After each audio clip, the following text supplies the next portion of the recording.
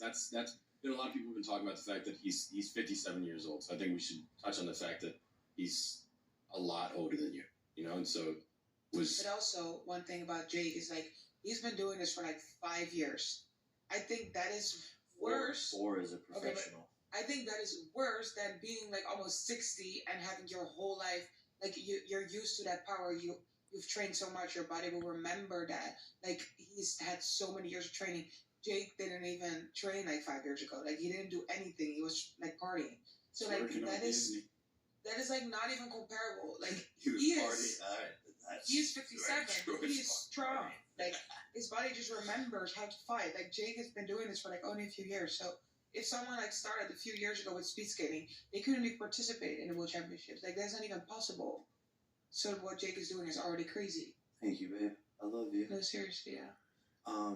Yeah, I think too, like shaking his hand when we were at the shoot. This motherfucker's strong as shit. Like probably the strongest handshake.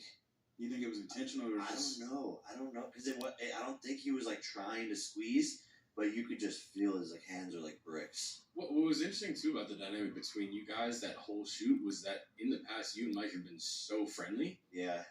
You weren't friendly the whole time. We were there for 7 hours. There was no friendly laughing or giggling. He was like, it was like a different mode that he was using. Yeah, it's weird. Oh, I don't know. It's weird. Like Scary.